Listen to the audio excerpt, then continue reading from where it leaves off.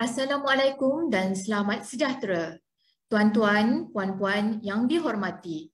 Majlis akan dimulakan tidak lama lagi. Untuk itu, sukacita memohon kerjasama para hadirin agar dapat memastikan mikrofon tidak diaktifkan bagi mengelakkan sebarang gangguan dan majlis dapat berjalan dengan lancar. Terima kasih. Bismillahirrahmanirrahim. Tuan-tuan, puan-puan, para peserta SLIP yang dihormati. Majlis diteruskan dengan sesi keempat. Bagi memberkati majlis pada petang ini, marilah kita mulakan dengan bacaan Ummul Kitab. Al-Fatihah.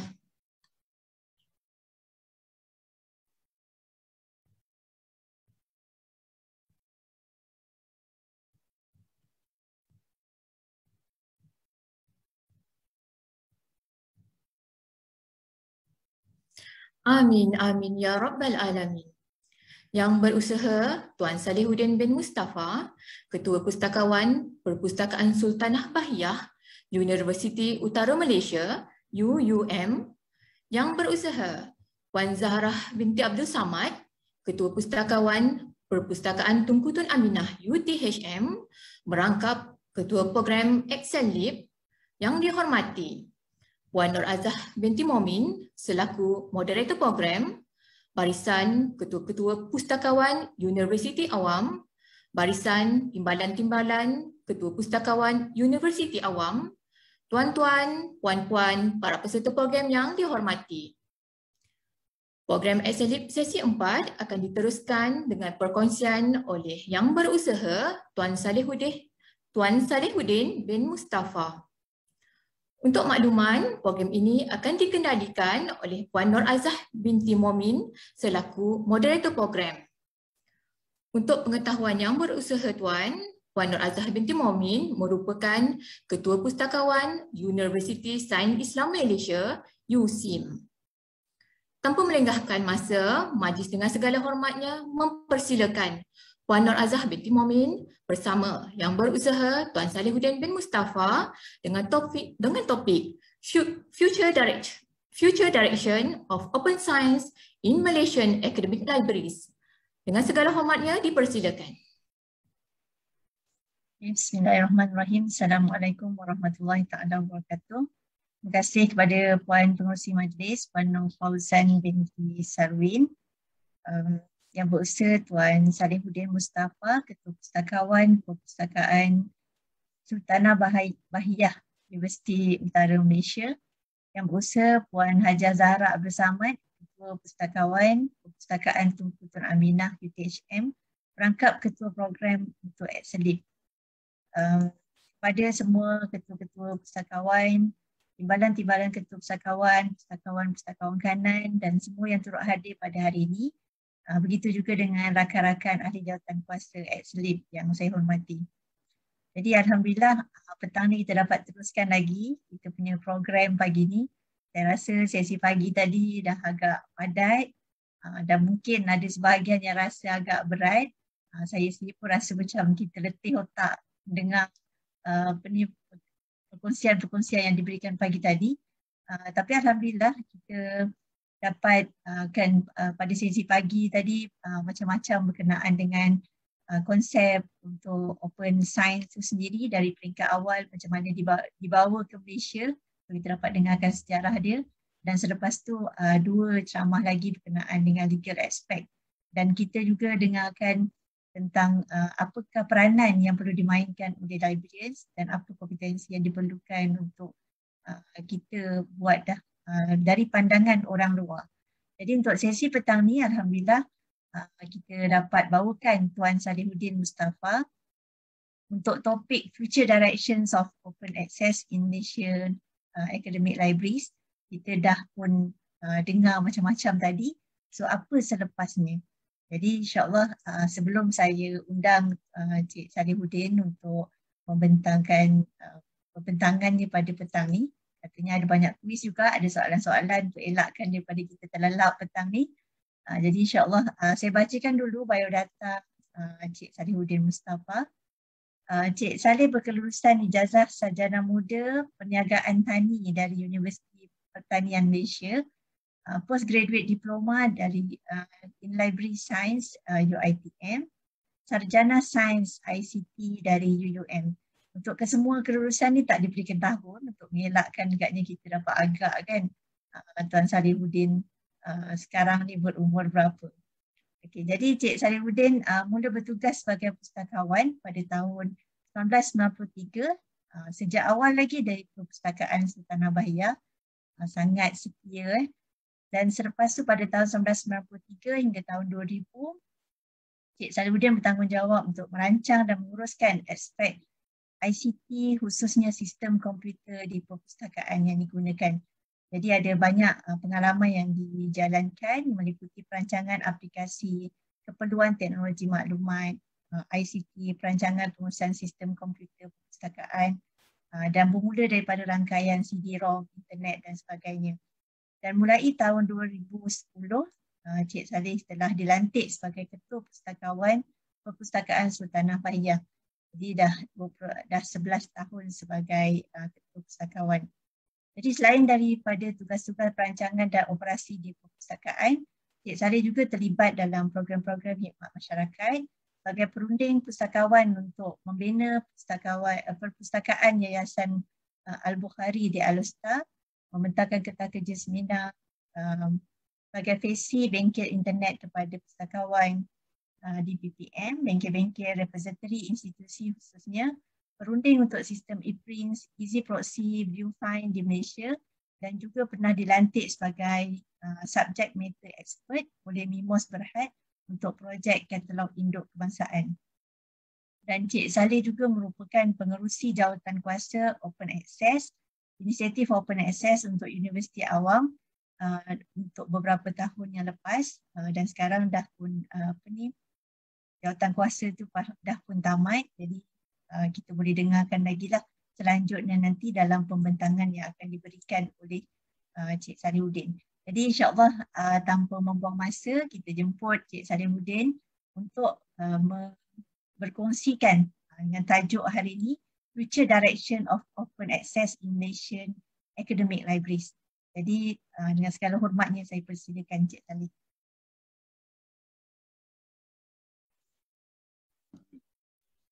Bismillahirrahmanirrahim. Assalamualaikum warahmatullahi wabarakatuh. Alhamdulillahirabbil alamin wassalatu wassalamu ala asyrafil anbiya wal mursalin wa ala alihi wa sahbihi ajma'in. Dan salam sejahtera kepada semua peserta dan khususnya kepada pihak Urustia SLIP yang pada nama-namanya telah dibacakan oleh Puan Nur Azah tadi. Okey.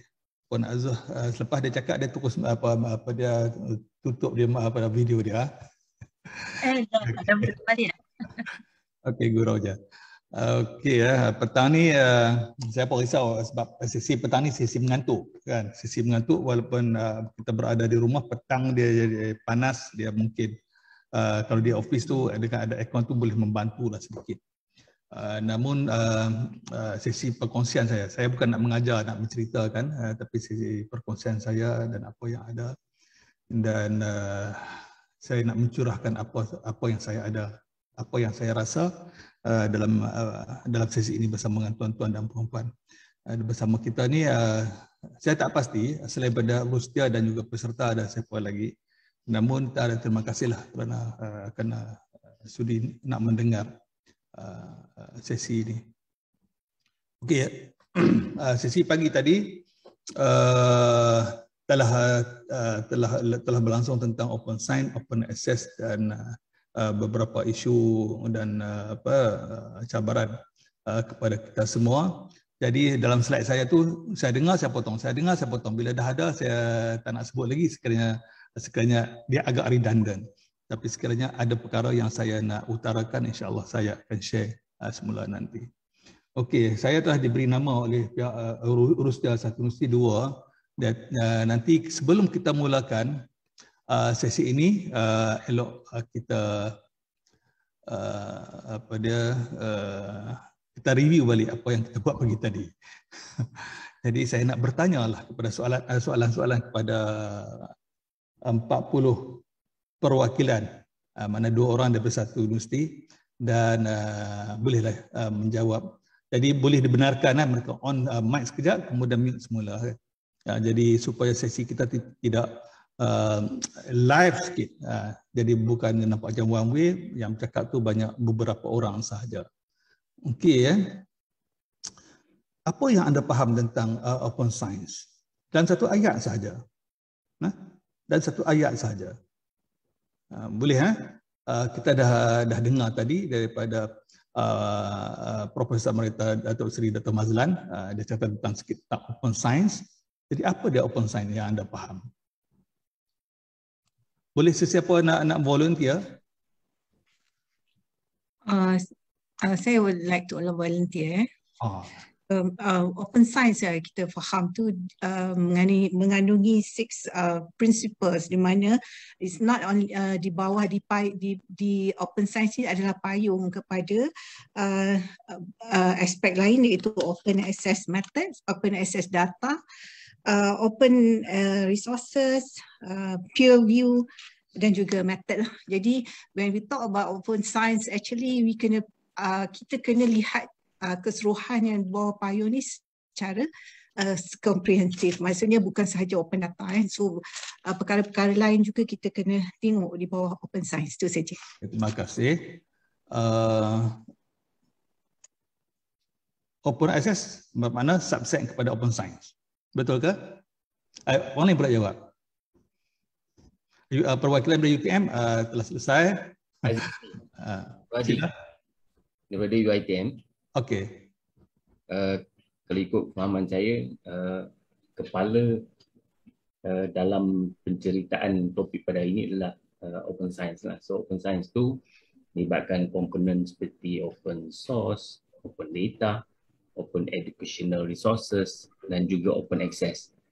Jadi kalau definisi untuk open science dia melibatkan pada pemahaman saya tentang ataupun fokus kita kepada publication yang berbentuk scholar ataupun tidak, dan itu juga di segi data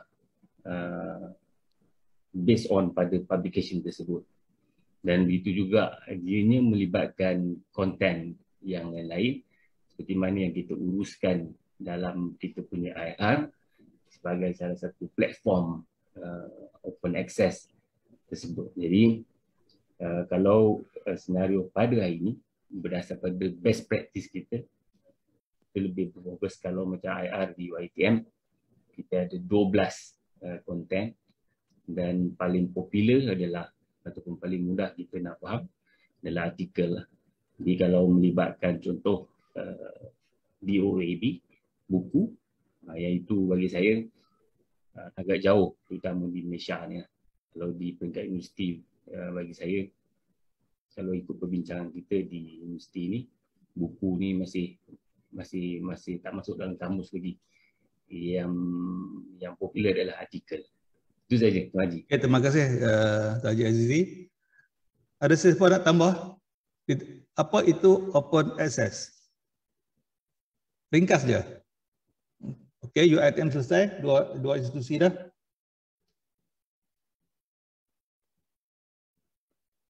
Okey, UKM. Sila. Okay, Assalamualaikum warahmatullahi wabarakatuh. Terima kasih Tuan Haji Saifuddin. Saya panggil UKM pula ya. Hari ini bertukar nama. Perwakilan Parlimen. Bertukar nama jadi UKM pula ini. Hari ini saya seorang wakil dari UKM. Mungkin Puan Azmah tak dapat hadir kan. Okey. Saya rasa sebenarnya apa yang dikongsikan pada hari ini open access mungkin secara ringkasnya adalah satu bentuk perkongsian yang sebenarnya kita dah pun terlibat dalam open access secara sedar ataupun tidak, tetapi sebab Cik Sarudin minta ringkas kan, maksudnya satu perkongsian secara terbuka segala sumber yang memberi sumber ilmu dan juga maklumat yang boleh memberi manfaat kepada pelbagai pihak lah, pihak yang berkepentingan. Itu saja yang mungkin secara ringkasnya. Terima kasih. Apa pula open source?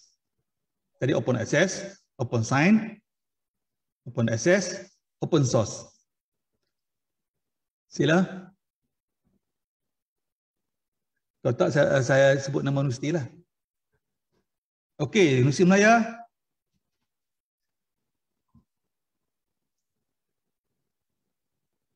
Perwakilan Universiti Melaya sila bersuara, share apa yang anda faham tentang open source. Saya cuba ya. Ya, sila. Okey, saya Starmi. Open source adalah contohlah platform macam ePrints tu open source. Itu yang saya faham. This space is open source. Untuk kita meletakkan dokumen atau articles untuk diakses secara percuma lah benda tu. Okey. Ya? Okey. Itu je. Itu je. Betul lah. Betul lah. Itu apa yang kita faham. Jadi tidak ada satu betul atau salah. Memang betul. Itu yang saya faham. Betul. Betul lah tu. Okey. Dan part yang berhubung yang perkara lain tu saya tak nak sentuh ini. Okay, yang teknikal tu memang saya tak tahu. Okey, no problem. Jadi supaya kita semua faham apa yang dimaksud segi terma yang kita gunakan, itu ideanya lah. Yang kedua, saya nak dapat engagement daripada tuan-tuan dan puan, bukan saya dan beberapa orang saja bercakap pada sesi ini. Okey, sekejap. Macam mana saya nak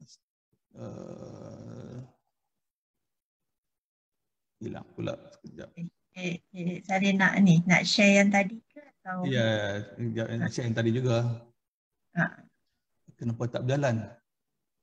Kalau button next tu dia tak gerak. Kenapa dia tak bergerak? Dia boleh jalan macam slide biasa je. Sepatutnya lah. Sepatutnya dia bergerak macam slide biasa. Tapi saya klik sekarang tak bergerak. Annotation, saya stopkan annotation. Okay, draw saya stopkan. Mouse. Okey. Terima kasih. Ini teknologi lah. Teknologi. Ada benda yang command yang saya silap pakai. Okey, sesi sekarang, sesi saya adalah tentang direction of open access, khususnya untuk Malaysia. Namun saya akan mulakan daripada awal dan saya akan lajukan penceritaan saya apabila yang telah perkara-perkara yang saya ingat yang telah disebutkan oleh panel sebelum ini lah, ada 3 orang pagi tadi. Ini adalah outline apa yang saya nak share dengan tuan-tuan dan puan-puan. Okey, tentang open access. Sebelum open access dia ada kaitan dengan scholarly communication. Okay, ada kat universiti luar dia ada satu unit khas, dia ada disediakan unit khas. Kat dalam pun mungkin ada, mungkin namanya bukan scholarly communication tapi dia unit khas yang uruskan. Dan apa itu open access saya akan review sedikit.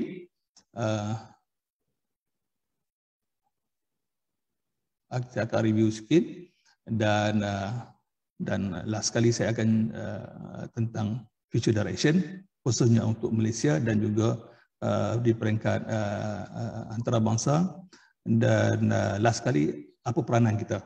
Okey, peranan kita. Yang last sekali ini soalan yang tuan-tuan dan puan-puan perlu memberi feedback dalam sesi perbincangan kita pada petang ini. Okey open source software dan open access. Saya tunjuk tentang license. Macam rakan kita daripada Universiti Melaya itu sebut bahawa open source itu software lah, open source. Banyak merujuk kepada software perisian yang sebelum open access, terma untuk artikel jurnal scholarly open access items itu wujud, open source software OSS itu telah dimulakan awal dan ada foundation untuk dia. Jadi license untuk open source itu seperti mana yang di sebelah kiri itu ada license, Apache license, BSD, GNU, itu license dalam open source software. Jadi macam rakan kita sebut tu ePrint, DSpace, ada banyak lagi. Di Malaysia kalau untuk IR tu banyak digunakan, ada dua ini open source software license yang sebegitu. Cuma ada satu yang agak special sikit iaitu MIT license. MIT itu yang keluarkan produk open source software mereka iaitu DSpace. Yang lain itu banyak dibuat oleh community. Mozilla adalah community. Okay. Dan di sebelah kanan tu tentang CC Creative Commons License yang telah dinyatakan tadi. Ini saya nak tunjukkan perbezaan licensing terma-terma yang digunakan untuk memudahkan kita apa yang kita nak kongsikan, apa termanya. Ini saya nak tunjukkan, nak share. Dan kalau software, open source software, license dia tulis sebegini ya. Ini di sebelah kiri tu, saya boleh tukar kepada drawing sekejap. Spotlight. Okey.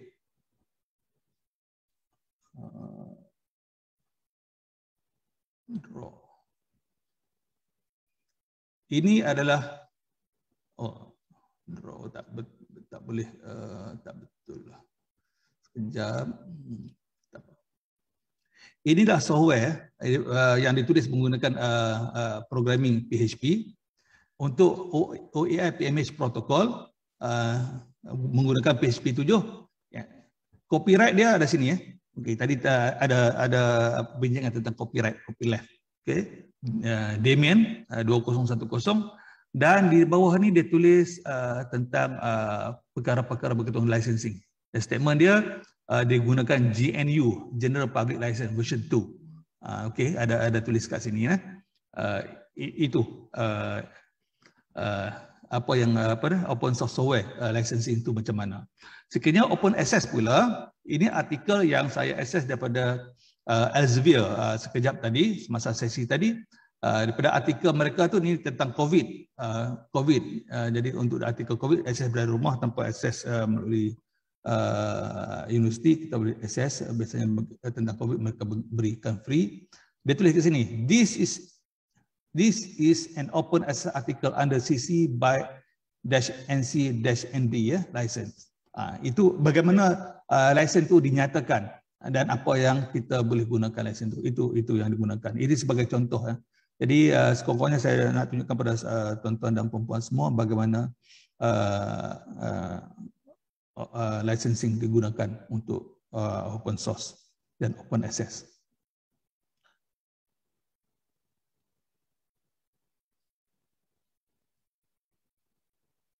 Okey, bahagian pertama berhubung dengan perkara ini, saya nak bincangkan sikit tentang scholarly communication.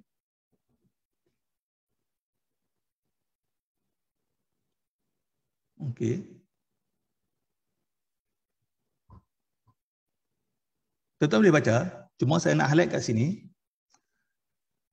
Content is generated, reviewed, disseminated. Yang ni part library lah untuk disseminate information. Acquired, preserved, discovered, accessed and assimilated. Okay. Jadi ini proses-proses yang berlaku dalam SC ya. Berlaku dalam SC yang mana kita terlibat dan kita perlu faham bagaimana fungsi dalam dan aktiviti-aktiviti yang terlibat dalam scholarly communication. Okay. Saya buat dalam bentuk ini mudah sikit. Konten tu dibina, dibangunkan, disediakan dan kemudian dihantar untuk review dan kemudian publish,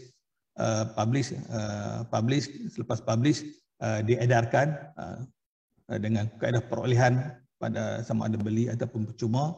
Dan kita biasanya adalah agensi akan preserve bahan berkenaan, menggunakan teknologi. Sekarang ini banyak menggunakan teknologi sebagai tambahan kepada kaedah preservation yang sedia ada, logs, clocks, itu salah contoh.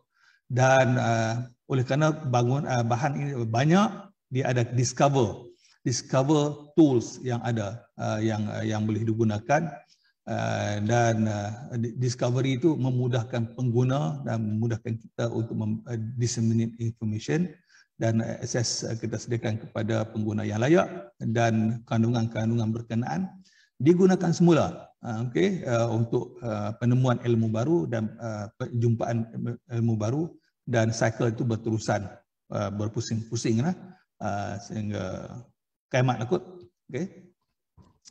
Ini satu lagi, kalau dalam ACRL, Association of College and Research Libraries, dia ada keluarkan principle and strategies for reform of scholarly communication. Dia guna tafsiran yang sebegini, the scope dia lebih kecil. Itu tak ada masalah, itu adalah scope yang digunakan oleh ACRL. ACRL itu subset, association subset di bawah ALA.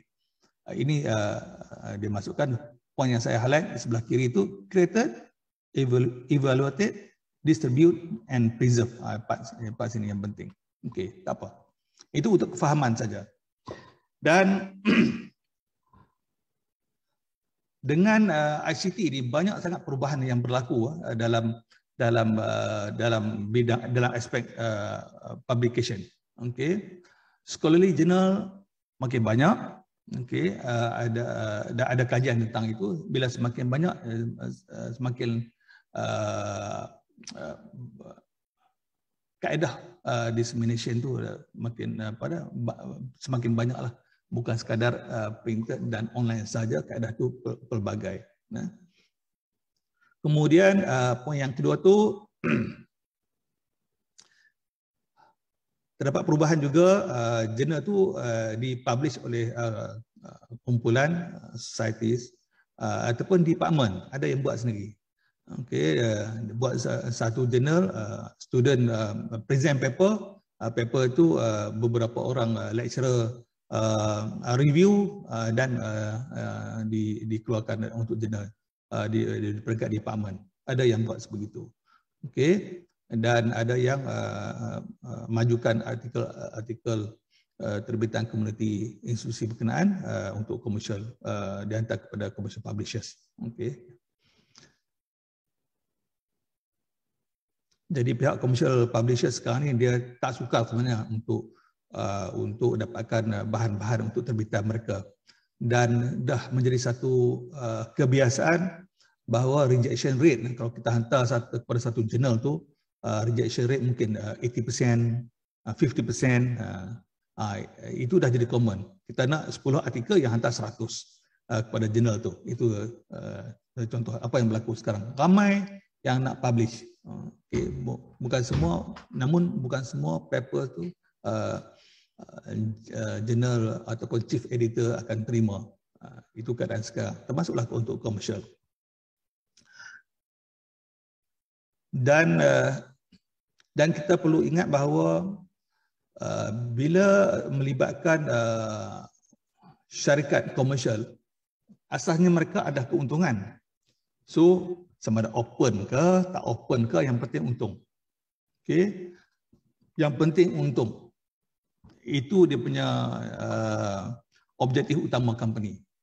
Walaupun syarikat itu menguruskan dikatakan open access, yang penting untung, dan untung lebih besar ada lebih bagus untuk syarikat.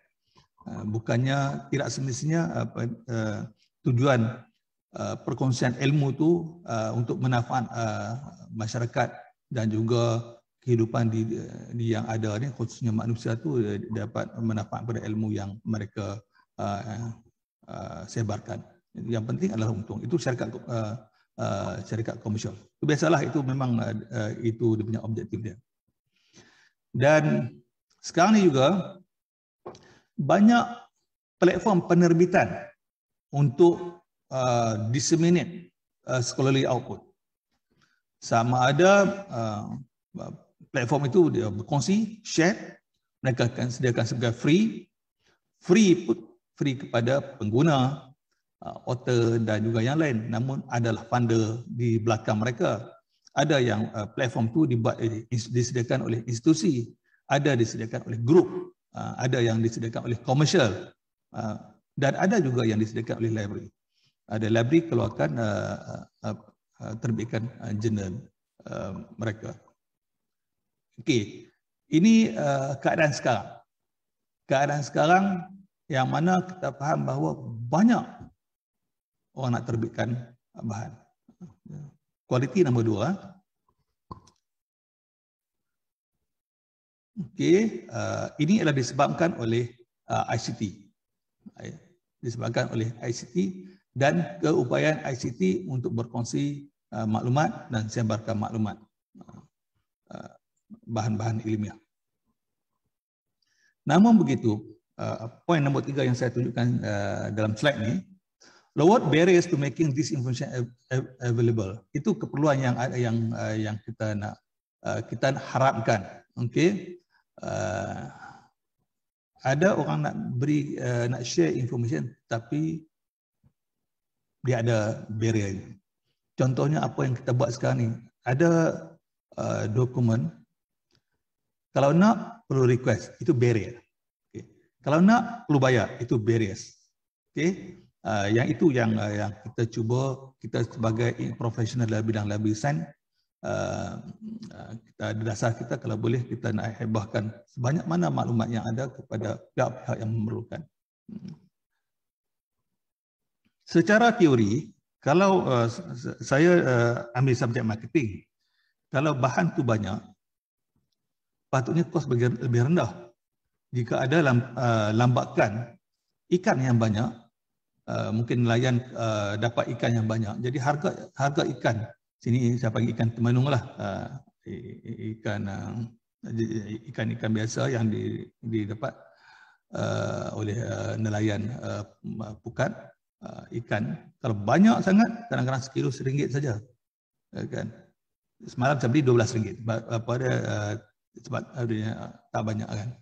Jadi namun itu dalam teori marketing, tapi berbeza dengan industri penerbitan ilmiah. Bahan banyak, artikel banyak, harga tak turun, naik sentiasa setiap tahun. Amat jaranglah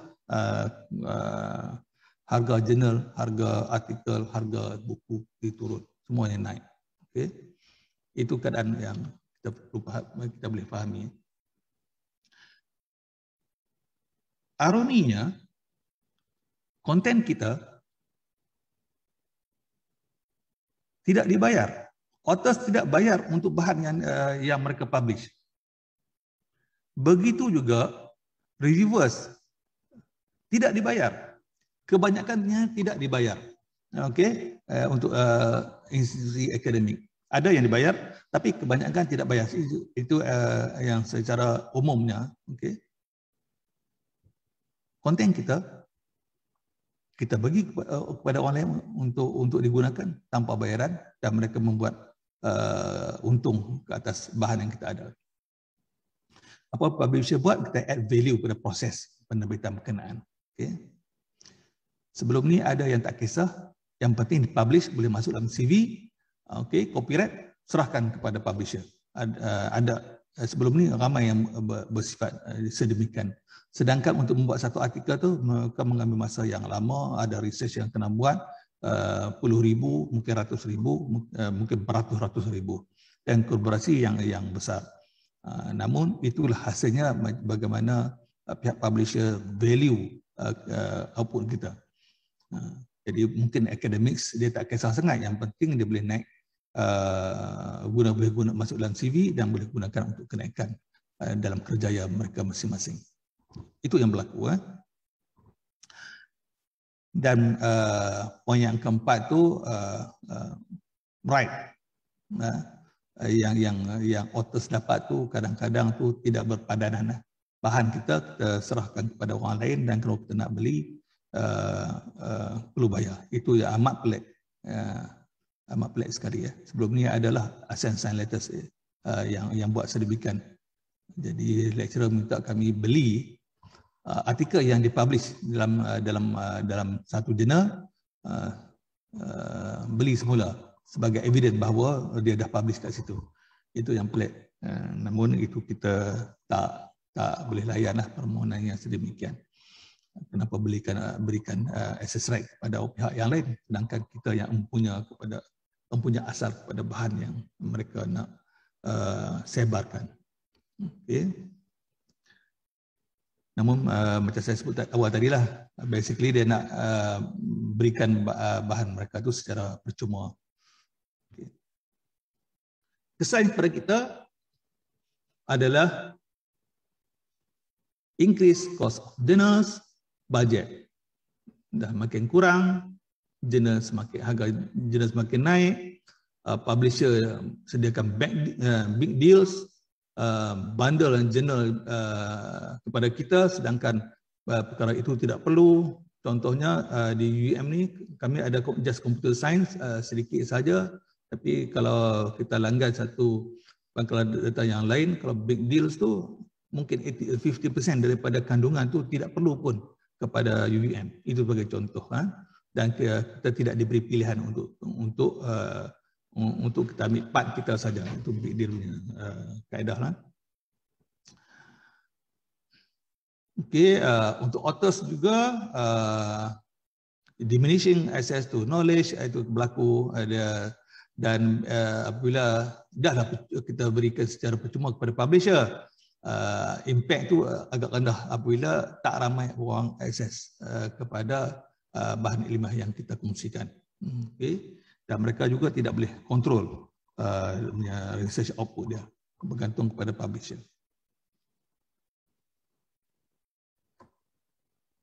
Ini inisiatif yang dibuat oleh ACRL, Association of College and Research Libraries. Okay. Ini dia membuat. Dia buat inisiatif untuk tujuan mengatasi perkara-perkara yang di antaranya apa yang saya sebut di atas. Apa yang sebut di atas. Saya tunjuk bawah sekali tu, slide ni tak apa, nanti saya share dengan tuan-tuan dan puan-puan. Apa yang kita harapkan inisiatif di bawah ACRL tu, di antaranya adalah kita nak supaya fair and reasonable prices for scholarly information. Mungkin naik saja harga yang kadang-kadang yang tidak patut. Dan di antaranya di bawah sekali itu open access to scholarship, nak ke arah itu. Dan banyaklah perkara-perkara yang telah dinyatakan secara sepintas lalu oleh panel yang lain sebelum ini. Okey. Inisiatif ini menunjukkan bahawa ada perkara yang kita perlu lakukan. Ini poin yang last sekali dalam perbincangan kita akan bincangkan. Apakah peranan kita untuk ensure bahawa ilmu tu kita pelihara dan dan dikongsikan kepada semua yang memerlukan. Okay. Okay. Ini saya kata sepintas lalu tentang scholarly communication SC. Jadi daripada keperluan yang sebeginilah yang kita nak menuju ke arah SC. Ke arah open access. Okay. Selesai part pertama untuk sesi kita. Sesi kita ni habis pukul 2 jam 4 kan? Pukul 4. Okey, part yang kedua, what is open access, how is open access. Ini saya boleh laju sebab dah ada perbincangan awalan tentang yang ini. Okey. Saya ada video. Ada siapa yang pernah tengok video ni? Saya tak pernah lagi. Dia buat comics. Saya share sekejap. Nanti boleh tengok. Saya share sekejap. Open access is free, immediate, online availability of research articles with full reuse rights. This is about, first of all, making all this content available for anyone, wherever they are in the world, to read and access and build upon, so people can do interesting things and work in new ways with the material to really make the research literature much more valuable. The history of the model is really publishing scientific manuscripts, especially ones with complex, detailed color figures, was expensive. And so if you wanted your article distributed broadly and widely, you sent it to one of these journals, and then they would manage the review process and the communications with reviewers and revisions, and eventually something would be accepted, and they handled the typesetting and the printing and the distribution of your scientific work. And it worked. It worked great. Science progressed pretty well, and it became, a good distribute scientific papers. And what's changed is, really two things in essence. First is digitization. You can now do everything electronically instead of printing it. And the second is that the journals started ratcheting up the price of subscriptions to many of their journals. And so those two things came sort of to a head where it's become almost the theater of the absurd with the amount that some journals want libraries to pay to subscribe to the journal. Research has shown that journal prices have actually outpaced inflation by over 250% over the past 30 years. There are over 15 entire academic disciplines where the average price for one journal is over $1,000 for one subscription for 1 year.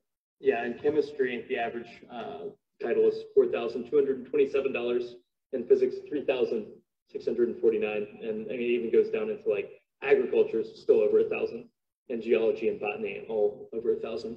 And those are just the averages. Those aren't like the way out there. There's a journal called Tetrahedron that's $40,000. The journals aren't producing the material. The journals don't employ the people who write the papers. They don't even employ the people who review the papers. And it doesn't make a lot of sense in terms of what science is supposed to be about. It's supposed to be about discovering new things and spreading that knowledge around. It's so irrational to think that these scientists like me are paid by the government to do research and to discover things and distribute that. And then, 2 years of work by 20 people is going to be compressed into a paper and then not made available to people. It just doesn't make any sense. Yeah, so I think this problem of access to research is one that people run into all the time, but it's not one that they sort of realize. I know when I was a student, whenever I would be doing research and come across a great abstract and not have access to it, I just sort of moved on and thought, well, this is the way it is. I didn't really realize that there was a system behind this, that was causing me to not have access. And I think students' educations literally depend on access to the journal literature. Professors can only teach what they have access to. If you look at less wealthy countries, like low and middle income countries, they're really struggle to get access. And, so that's a real impediment that prevents researchers in those countries from being able to contribute fully or do world-class research. I was not, even with this lack of access and even with my brother starting the Public Library of Science, I wasn't convinced. I didn't understand why this was a big deal. And then we had a family medical emergency, and I was up at 3 in the middle of the night in a hospital next to my wife in the hospital room, surfing the web on the crappy hospital wireless internet. And I was trying to find out information about a particular medical treatment, and I couldn't get access to the damn papers. And our doctors didn't know the answer to these particular questions. And we needed to decide about what to do with this medical treatment. And here I was, a trained scientist with the ability to read and interpret and understand many of these papers. And I couldn't get that. And that was the moment for me. I was like, you've got to be kidding me. Here's what the problem comes down to in most cases. And because in the hospital room, I bought dozens of articles. The problem is that you don't know which article is relevant until after you pay for it. The abstracts don't always make it clear what is contained in the paper. So there was no return policy, right? I couldn't buy it and then say, this is wrong, I'm giving it back. So now are you going to spend $1,200 to just find out if possibly they're relevant? If you do that every day, you're in a big hole.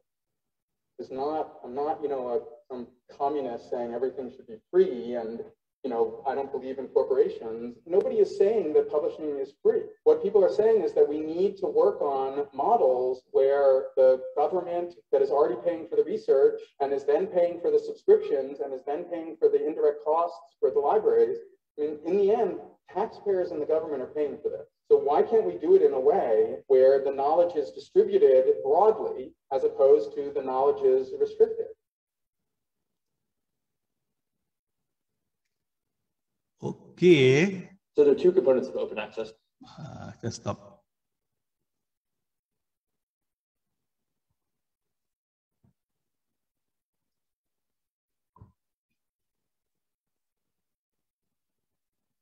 Okay.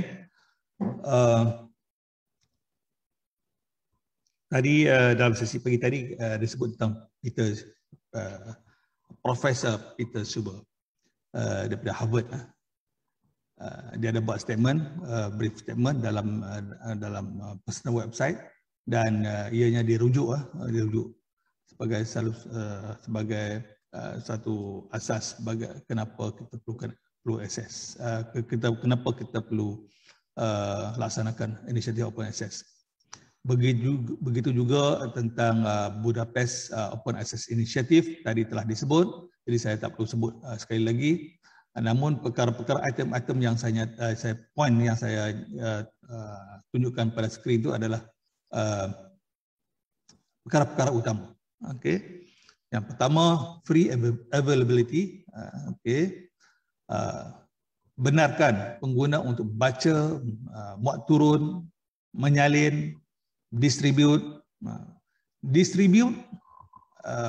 Dalam perbincangan pagi tadi dia ada perkara yang kita kena lihat, dia ada isu copyright. Okey, adakah kita distribute, kita download dan kita masukkan dalam homepage kita boleh dibenarkan, ataupun kita share URL yang ada dalam laman web asal, bagaimana kita nak distribute full text yang ada di sana, print, search or link. Okey, adalah kaedah yang bukannya just masuk dalam share dalam grup WhatsApp, grup pada mana-mana social network yang lain, kita boleh distribute. Dia ada kaedah tertentu. Namun kebenaran untuk distribute itu dia boleh diberikan. Crawling untuk memudahkan pengindeksan dan juga perkara-perkara lain. Itu dinyatakan dalam Budapest Open Access Initiative. Ini Peter. Okey. Dalam Harvard Gazette ditunjukkan wajah seseorang yang sering disebut dalam inisiatif Open Access. Ini beliau. Dia adalah leading theorist of open access and prominent voice in the OA movement. Okay, mereka di sini. Okay, so dalam perbincangan saya, why do we need open access? Okay, saya rasa jawapan ini dah ada diceritakan awal tadi. Yang ini pun telah diceritakan, subscription publishing ada disebut dalam sesi yang awal.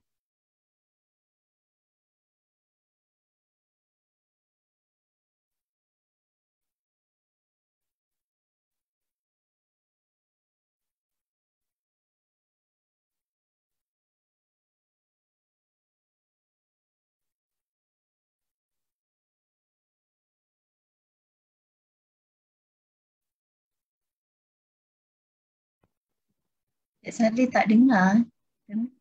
Sekejap, mikrofon saya berubah tadi. Oh, okey. Okey, berubah device. Okey okey, subscription kepada publication, secara umumnya kita dah tahu apa yang berlaku. Okey, mana?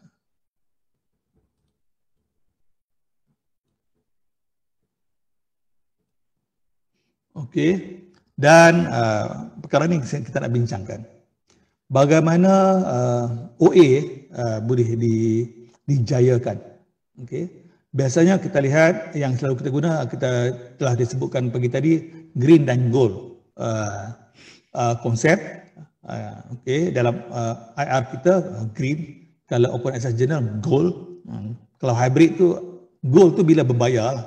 Bila kita bayar dan diberikan secara percuma kepada pembaca. Okay.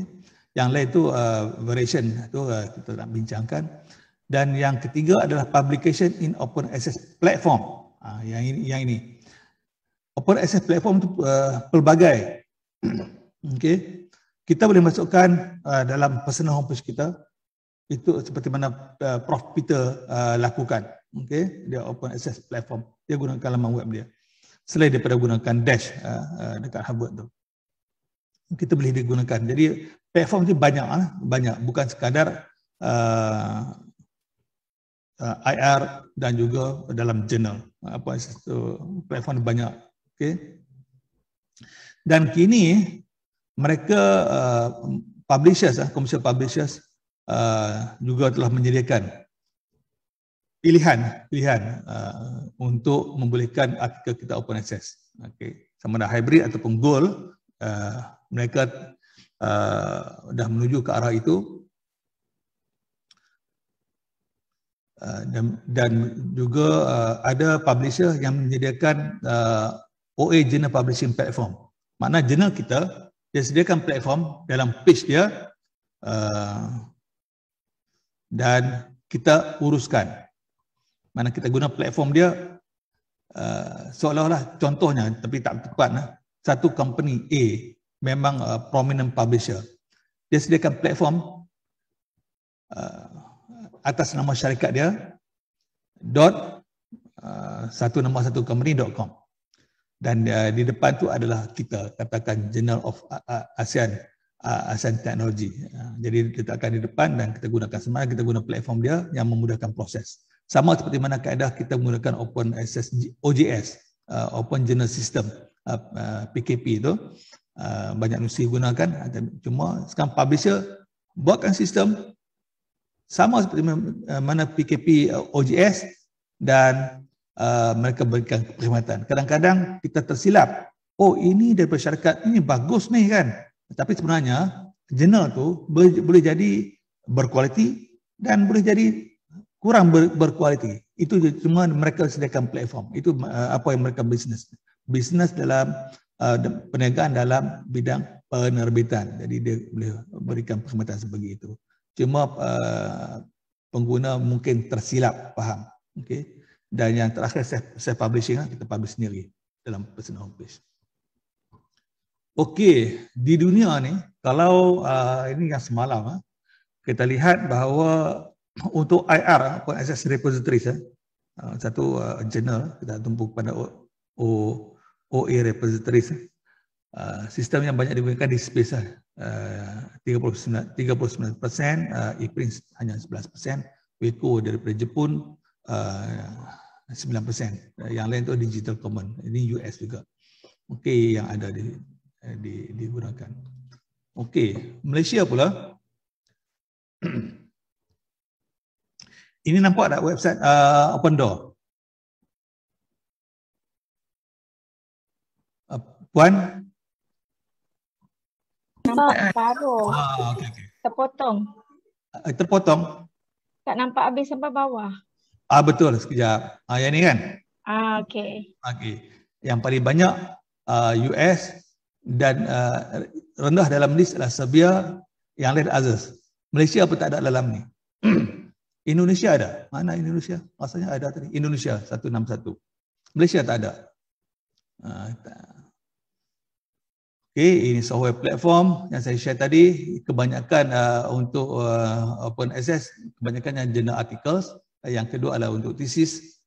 Yang ketiga books, chapters and section, conference papers dan sebagainya. Dia turun ke bawah.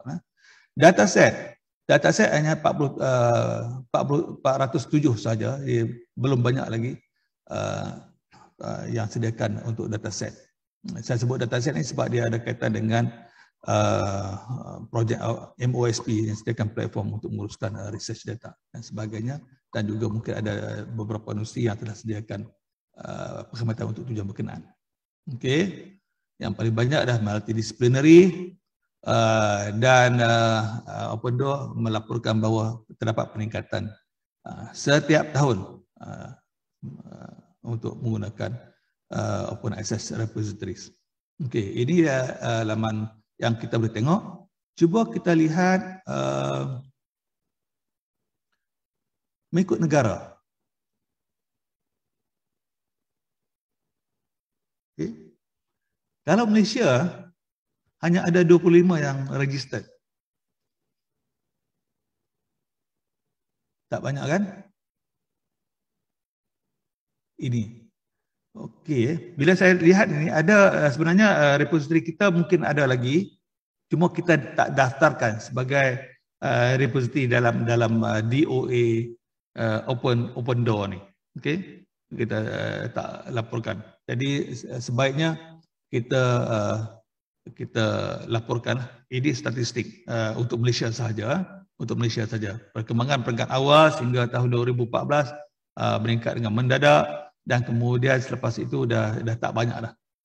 Tak banyak dah. Kadar peningkatan 1-2 begitu saja. Tak banyak. Tuan-tuan boleh lihat lah. Mengikut institusi apa sama ada IR kita didaftarkan atau tidak.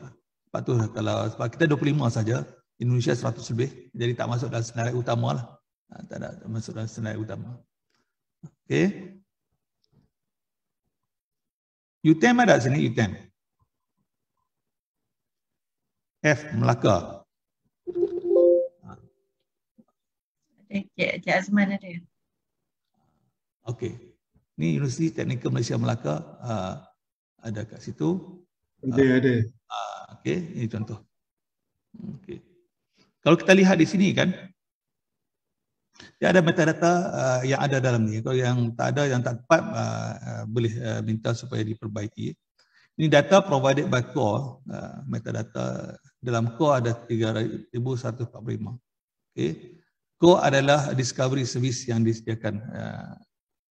Yang ini kita boleh lihat maklumat-maklumat yang ada. Didaftarkan rekod pada 2019. Kita lihat juga UTM teknologi. Okay. Saya tunjuk UTM ni ada sebab dia. Okay, UTM. Bila mereka daftarkan? 2007. Kan? Itu dekat Malaysia tu dia dalam tahun 2007 tu 2006-2007 tu kita semakin banyak menjadikan perkhidmatan berkenaan dalam ni. Okey. Kembali kepada slide. Okey.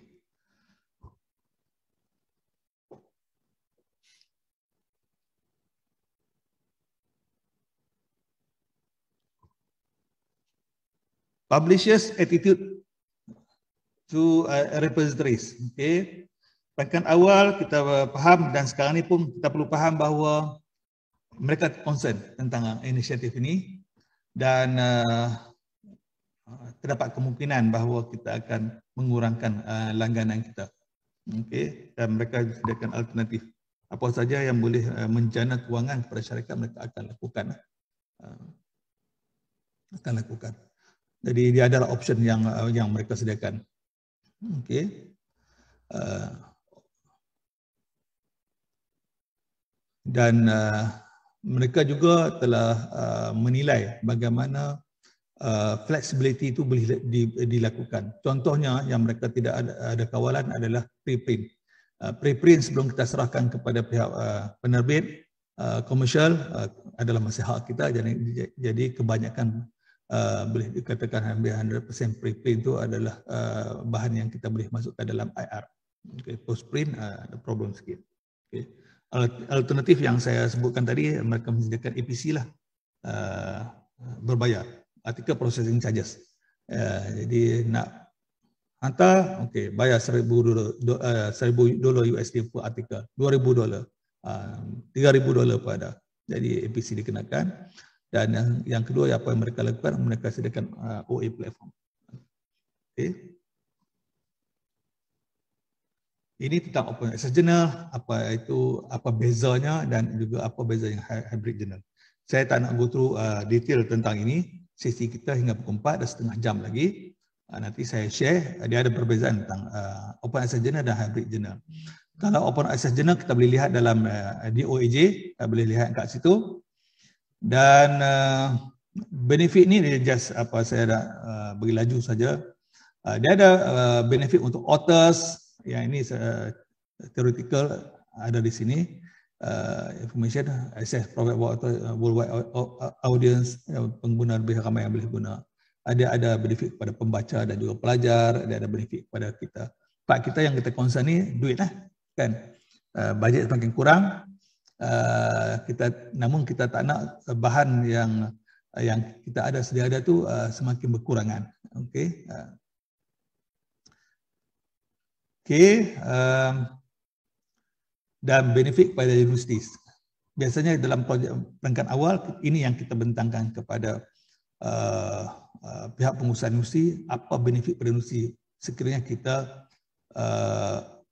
terima pakai dan menggunakan inisiatif ini untuk universiti kita. Okay. Ada universiti yang telah terima pakai inisiatif ini sebagai satu dasar kepada universiti, apa yang mereka boleh dapat.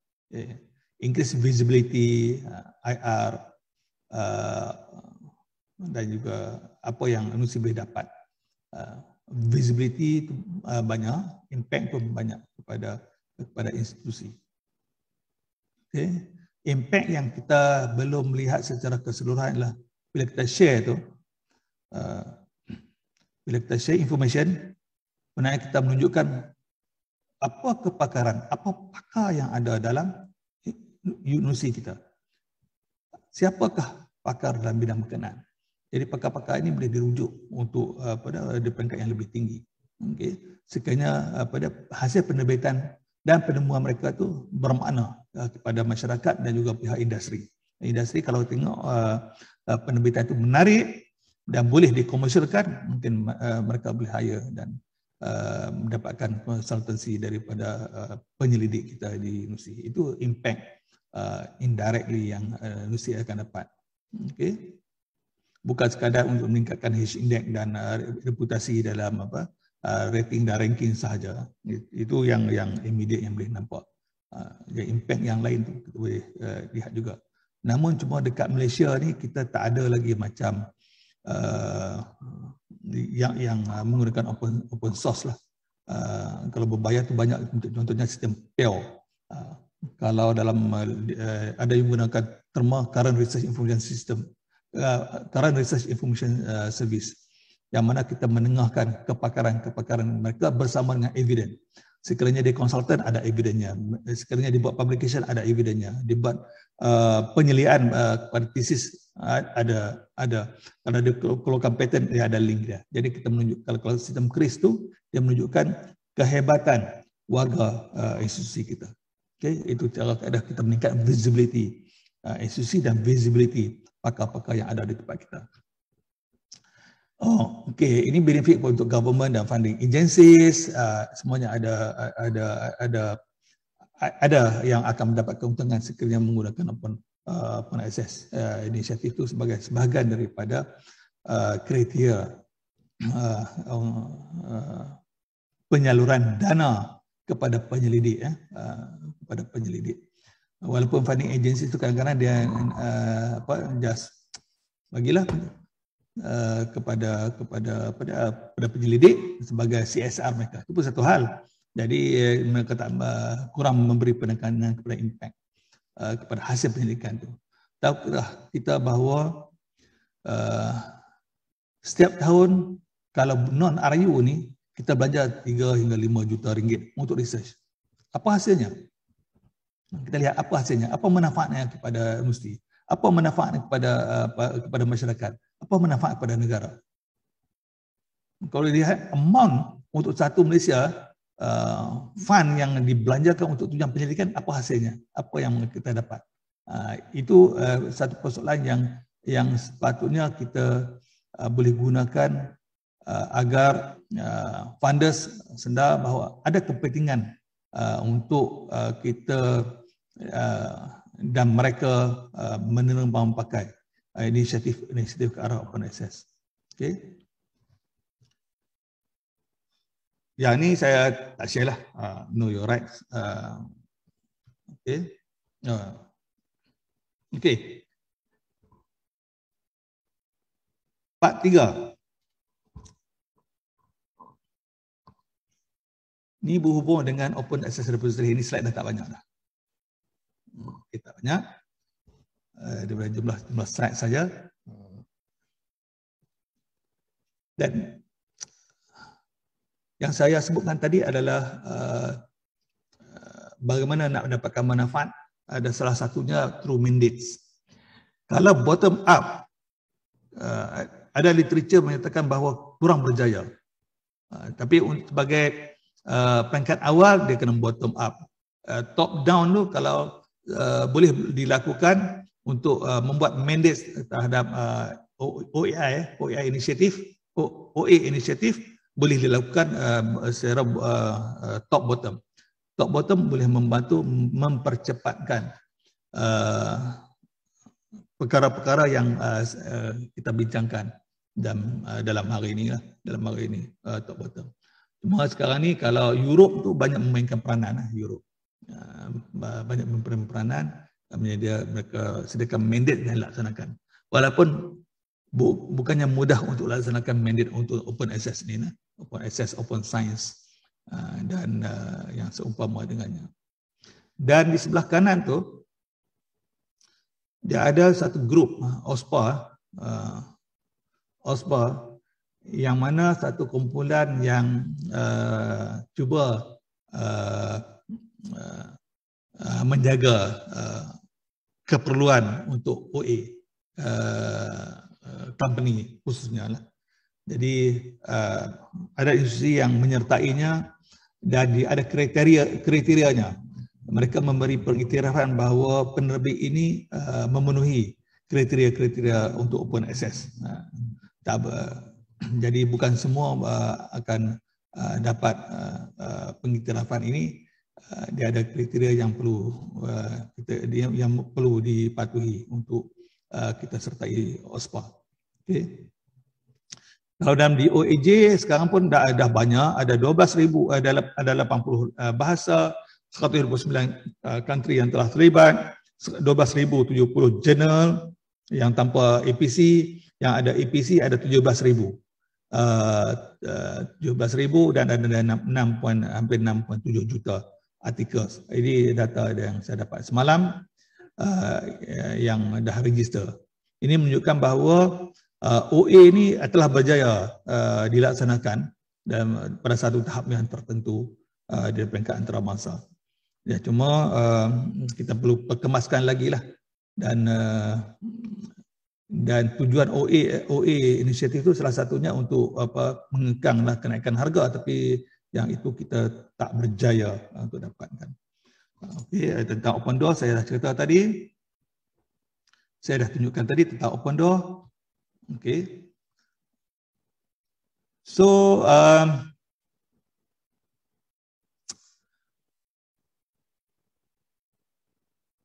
kita ke arah mana? Kat Malaysia ni. Dan nak ke mana? Okay. Dan apa peranan kita? Dan apa kompetensi kita? Sebelum dapatkan kompetensi tertentu, kita ada kena tahu peranan kita dan apa yang perlu kita lakukan. Kat sini saya nak ceritakan satu lagi, iaitu Plan S. Okay. Ini Europe juga. Kan? Bermula daripada tahun 2021. Mereka dah buat pada statement yang sebegini. Semua penerbitan ilmiah yang dihasilkan daripada dana penyelidikan oleh agensi kerajaan dan juga swasta yang disediakan tu pada mana-mana peringkat must be published in OA journals on open access platform or made immediately available through OA repositories without embargo. Ini inisiatif baru yang mereka sedang laksanakan. Plan S. Plan S ni ada mungkin sambungan urutan daripada inisiatif sebelumnya, dia ke arah itu. Okay. Ada fada yang telah agree. Jadi kalau researcher kita tu nak dapatkan dana daripada Europe, biasanya kena ikut. Tak dapat tidak kena ikut. Okey, ini Plan S. Nanti betul-betul boleh baca. Ini ada prinsip-prinsip yang berkenaan. Cuma saya nak highlight kat sini yang saya bold sedikitnya. Contohnya rating copyright, develop robust criteria requirement, provide incentive to establish dan sediakan pada infrastruktur yang berkaitan. Ini adalah platform ini adalah prinsip-prinsip dalam Plan S. Okay, prinsip-prinsip dalam Plan S. Tuan-tuan boleh dapatkan dalam website mereka. Jadi model inilah perkara-perkara yang sedang berlaku di Europe, yang mana kita mungkin akan menuju ke arah itulah. Okey. Ke arah itu. So ada banyak perkara lagi yang kita kena membantu dan cuba kita kena membantu agensi di bawah di tempat kita, mana UA kita untuk ke arah berkenaan. Okey. Sebab dalam plan mereka, funders nombor 8, funders do not support the hybrid model of publishing. Jadi ada jurnal tu, ada yang jurnal yang artikel yang bayar, ada yang tak bayar. Yang tak bayar tak boleh akses, yang bayar boleh akses untuk public. Jadi kat Europe nanti tak ada dah. Kau publish mesti dalam OA, full OA, gold kriteria. Jadi itu yang berlaku sekarang.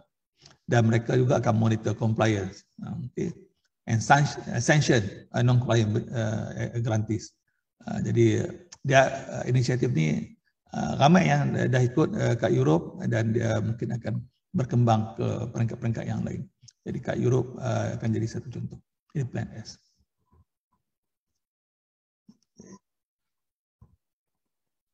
Prinsip dia.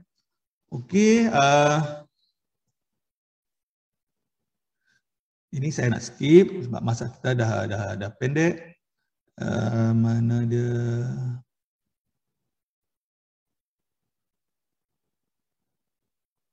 Okey. Peranan kita. Saya ingatkan nak tanya tadi apa peranan kita. Kita tanya sikit lah. Boleh Apa peranan kita? Apa peranan kita? Saya cerita banyak. Pagi tadi pun dah ada penerangan apa peranan kita. Seorang 15 second cukup lah. Kan? Terus di mana lagi yang saya tak sebut tadi? Okey. UMK. Sila, apa peranan kita?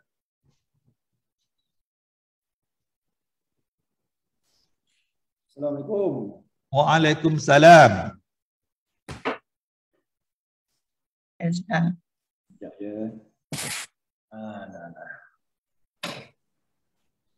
Okey, peranan kita sebagai librarian ataupun library ialah kita cuba menggalakkan. Tapi kadang-kadang kita macam mana dalam dilema juga apabila kita cuba menggalakkan student untuk menggunakan database yang kita beli atau kita langgan tu, tapi dalam masa yang sama sekarang ni kita pergi ke open access. Sebab kita marah dia sebab kita tak pasti yang percuma itu setakat mana dia punya reliability dia tu. So macam mana tu sebenarnya? Zalih. Saya bertanya, saya ditanya balik.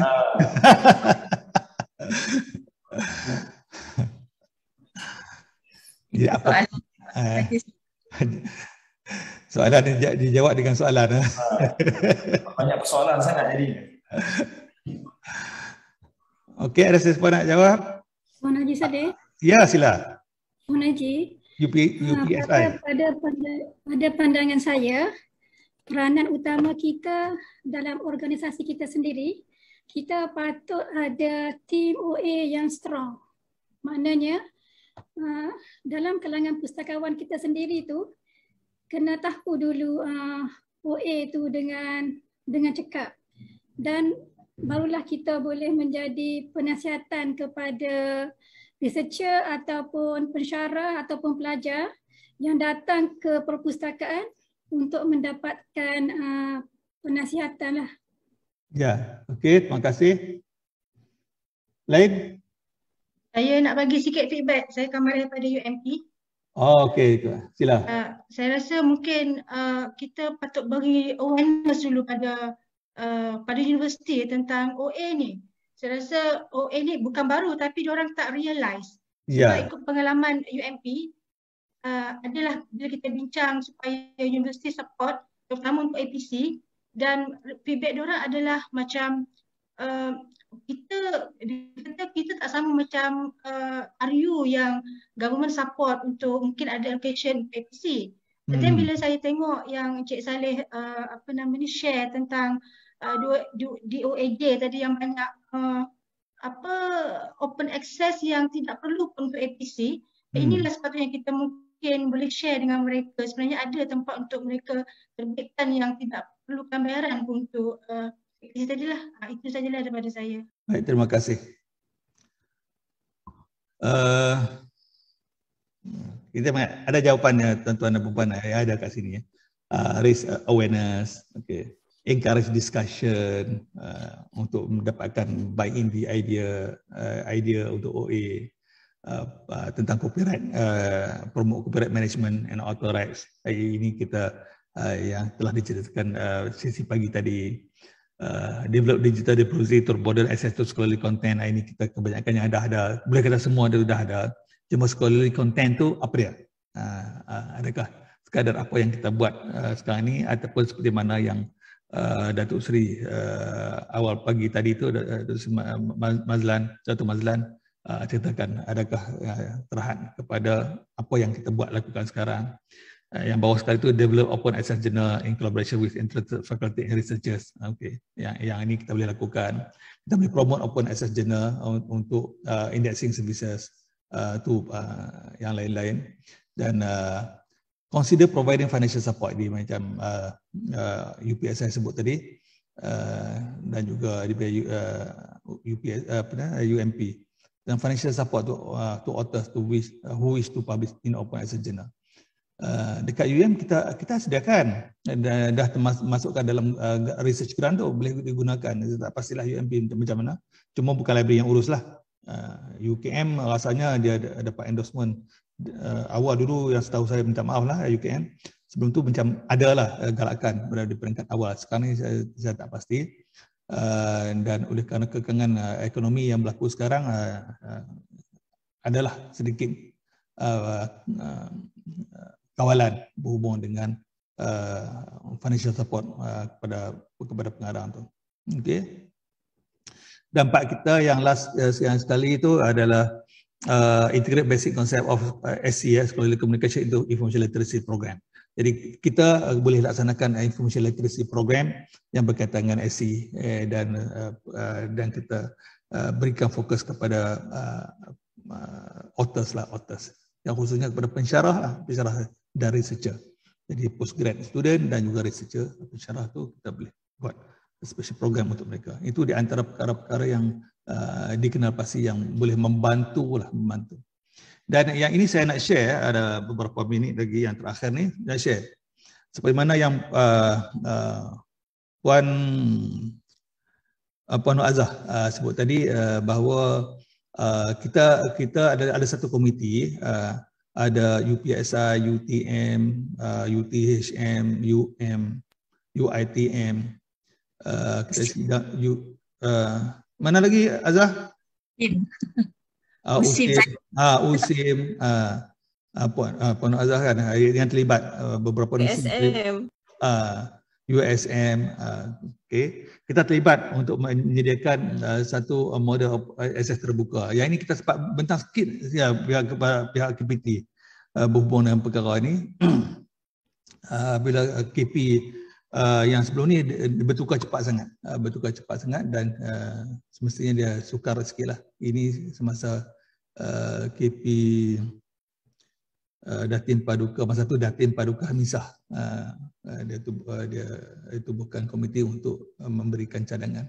Ini yang kita dah buat dia untuk peringkat kebangsaan dahulu, yang mana sekiranya dilaksanakan akan memberi manfaat keseluruhan kepada peringkat negara. Okey, dalam yang bawah sebelah kanan dia, saya tulis kat kanan atas pada perkataan data tu ada MyPLOS. MyPLOS tu seolah-olah PLOS Malaysia. Konsepnya PLOS Malaysia untuk memudahkan open access publication kepada komuniti di Malaysia. Jadi kita ada yang kita cuba laksanakan. Dan kita juga memberi cadangan kepada pihak kementerian berhubung dengan inisiatif berkaitan OA yang boleh dilaksanakan di peringkat kebangsaan. Maksudnya kita buat kerjasama di bawah MyUniNet. My itu Malaysia, Uni Muslim Network. Muslim Network.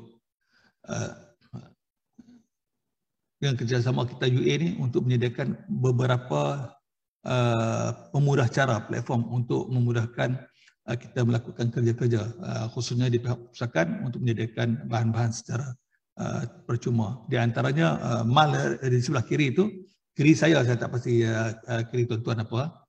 MAL repository, repository IA tu memang dah ada. Kita buat di peringkat kebangsaan satu di peringkat kebangsaan. Kalau di peringkat kebangsaan kemungkinan juga di peringkat institusi itu kita dah tak perlu sedia. Kalau jika tak perlu, kalau nak sedia pun boleh, tak ada masalah. Dan di bawah sebelah kiri itu MAL Open Access Platform. Ini platform yang kita boleh guna secara bersama. Sebab ada negara yang sediakan satu saja tempat. Indonesia pun buat keadaan yang sama. Mereka menjadikan Open Access Platform. Jadi untuk teknologi platform tu dah ada. Kita tak perlu nak fikir nak pasang software PKP OGS tu macam mana ataupun secara teknikal tu. Mana kita guna saja. Jadi platform tu dah ada di peringkat kebangsaan. Itu bagaimana kita cadangkan supaya pihak kerajaan menyediakan platform yang sedemikian. Di sebelah kanan saya highlight yang warna dalam circle merah tu journal dan proceeding. Untuk journal tu kita ada my journal. Okey. Itu boleh dinaik taraf lagi. Dan satu lagi proceeding. Banyak aktiviti yang dilakukan menggunakan wang kerajaan, menggunakan wang umum, harta awam, proceeding, dan kita tak rekodkan. Tak ada satu sistem kaedah untuk merekodkan dengan baik yang sesuai dengan keperluan semasa. Dan kita juga mencadangkan untuk share dataverse. Dataverse untuk menguruskan research data. Dataverse tu produk daripada Harvard dia open source software yang kita boleh gunakan untuk satu Malaysia. Itu yang dicadangkan. Dan juga MAL tu Malaysian Access Malaysian Academic Libraries. Okey, kita lah. Dan juga textbook yang boleh dibuat secara percuma. Itu di antaranya. Dan di bawah kerjasama UA keseluruhannya juga dicadangkan self learning platform. Ini seolah-olah begini selain daripada open access kepada bahan-bahan terbitan ilmiah, kenapa tidak siri syarahan? Katakan untuk pelajar tahun pertama tu dia perlu macam UM kita kena ambil subjek introduction pengenalan kepada pengurusan. Jadi mungkin ada subjek yang sama juga diajar oleh universiti lain. Mungkin daripada 20 UA itu ada 10 universiti lain juga ada mengajar tentang subjek berkenaan. Kenapa tidak boleh share? Jadi bahan berkenaan boleh digunakan sebagai OA. Dijadikan sebagai OA dan digunakan. Kenapa pensyarah tidak boleh tidak benarkan untuk berkongsi sedangkan kita buat kerja itu sudah dibayar oleh gaji, kan? Semua jadi hak, semua hasil kerja kita adalah hak institusi orang yang bayar gaji. Jadi kita boleh share dalam open learning platform yang disediakan di peringkat kebangsaan. Itu di antara perkara-perkara inisiatif yang kita nak cuba ketengahkan kepada pihak kementerian untuk dipertimbangkan. Jadi share dan collaborate di peringkat kita semua UA ni dalam KP ini pun ada dan saya pernah tunjukkan slide yang beginilah kepada Jawatan Kuasa Ketua Pustakaan ini inisiatif JKP UA dalam aspek ini. Jadi cuma kita kena faham apa yang kita nak buat tu dan konten apa.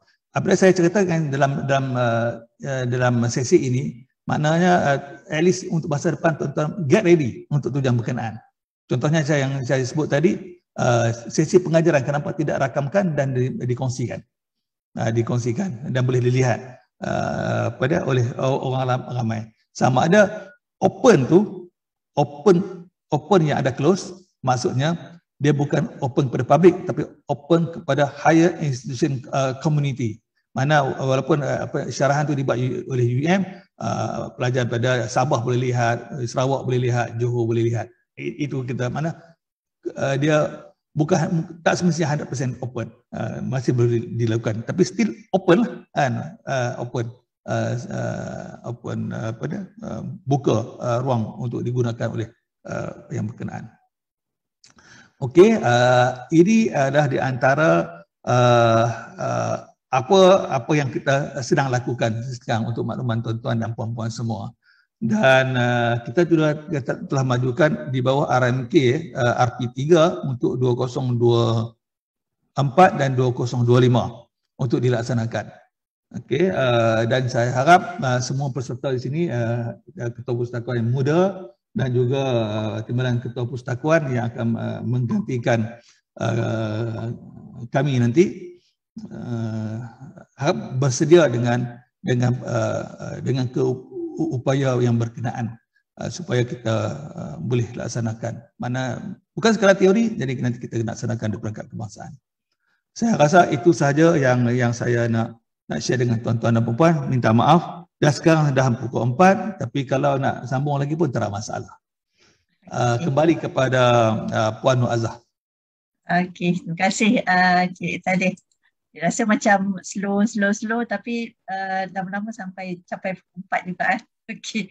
Jadi alhamdulillah saya rasa perkongsian tu jelas, santai dan sampai, lebih mudah untuk kita faham sebab lingkup bahasanya memang lingkup bahasa pustakawan. Jadi orang kata lebih menjiwai. Okey.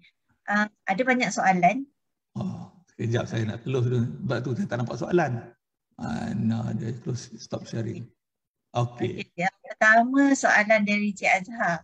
Tadi secara tak langsung bila Cik Saleh tanya Cik Azhar, dia tanya balik soalan yang dah disampaikan tu.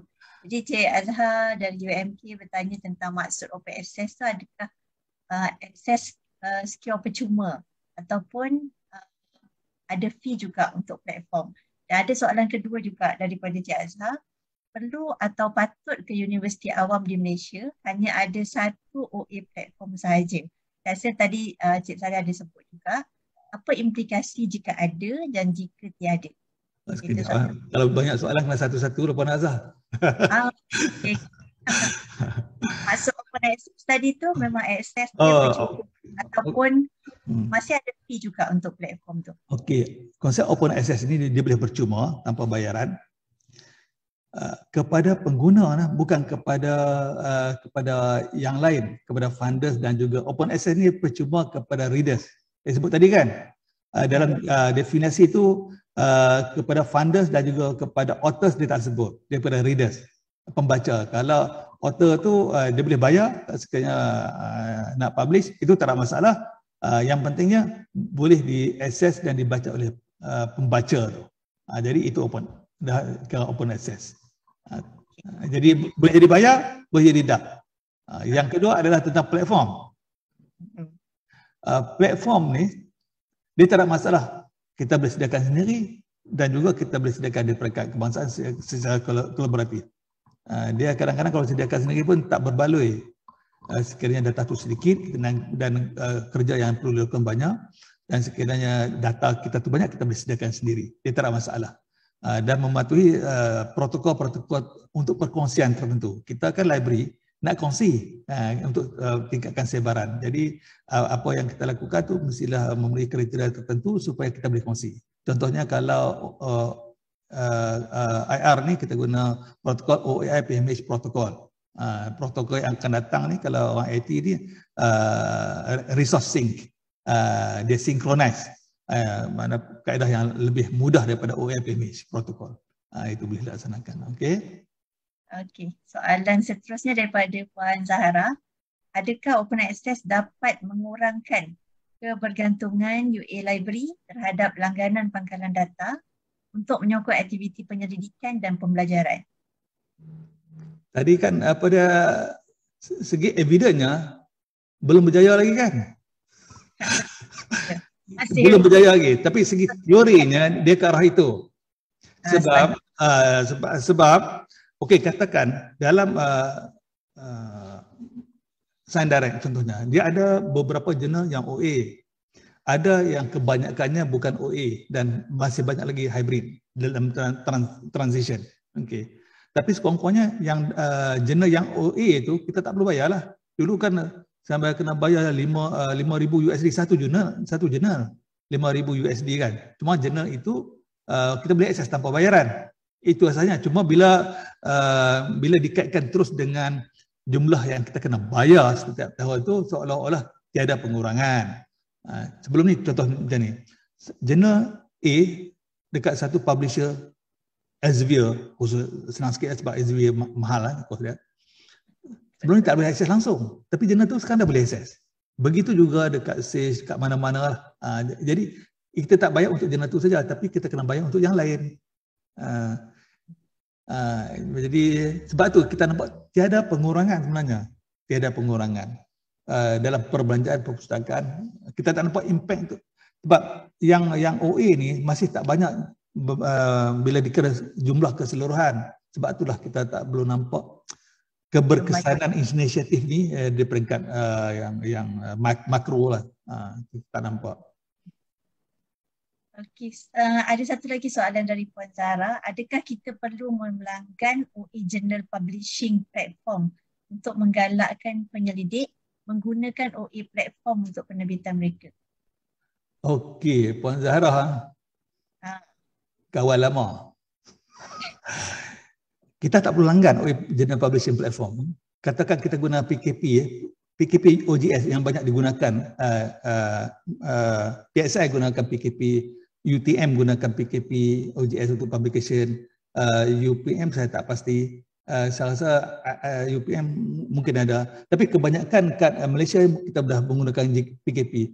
Kita tak melanggan. Kita ambil dan kita guna saja. Kita melanggan ni sekiranya kerja-kerja pemasangan, penyelenggaraan sistem tu kita tak nak, kita minta outsource kerja tu kepada orang lain. Itu kita langgan pada servis, bukan kita langgan pada journal publishing platform tu. Jadi bergantung. Ya sila. Saya tanya tu disebabkan saya pernah di-approach oleh publisher lah. Okay, untuk melanggan kepada OA journal publishing platform ni disebabkan ada universiti, ada UA yang telah melanggan. Dan kaedahnya adalah kita bayar certain amount dan every publication dekat OA platform tu dia akan deduct daripada amount tersebut lah. Dan advantage-nya adalah dia lebih, orang kata, dia lebih teratur lah. Maksudnya publisher tu dia memang akan alert kita dan akan sentiasa berhubung dengan researcher kita lah untuk memberi awareness, untuk update latest info dan sebagainya berkaitan dengan OA platform tu. So platform tu memang dah wujud dan memang ada library yang telah subscribe. Itu yang saya tanya tu. Bergantung kepada keperluan. Sebab apa yang Puan Zahra kata tadi, dia ada certain task tu kita nak outsource kepada orang lain. Instead of kita ambil dia sebagai pekerja kita, mana task tu kita serah kepada orang lain. Kalau jadi bukan apa, pandangan peribadi sajalah. Okey, dia tak salah guna kalau duit banyak, okeylah. Apa peranan institusi press kita? Saya rasa itu mungkin arahan daripada top down lah. Mungkin universiti itu sendiri dia nak cepat orang kata kejar ranking dan nak dapatkan good grade in publication kan. Ya. Jadi bila arahan tu datang daripada universiti, jadi library kena follow lah kan. Dia macam dia nak cepat lah sebenarnya. Dia nak cepat untuk increase publication dekat OA platform ni. Bagi kan? Personal pandangan saya, dia bukan satu kesalahan. Dan dia ada pro dan con. Ada pro dan con.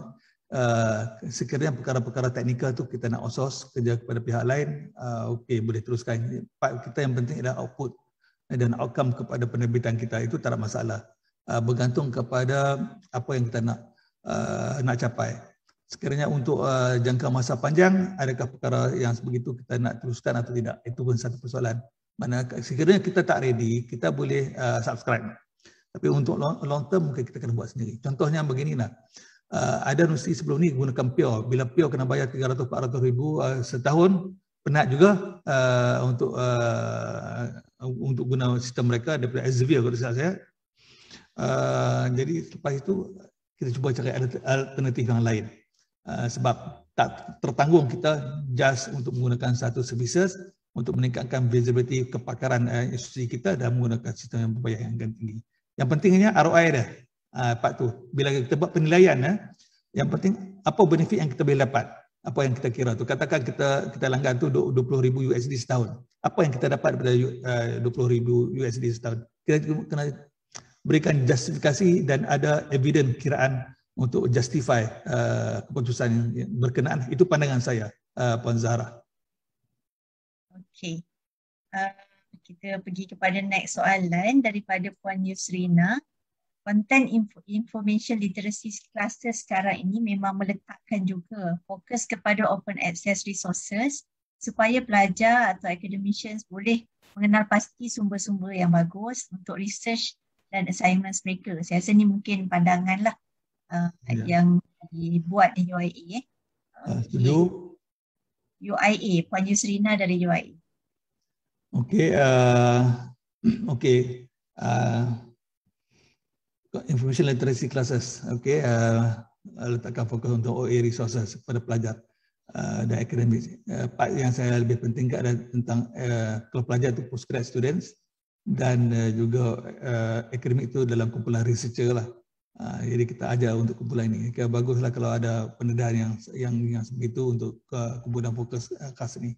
Kalau satu, kita sebagai pengguna untuk menggunakan OA resources.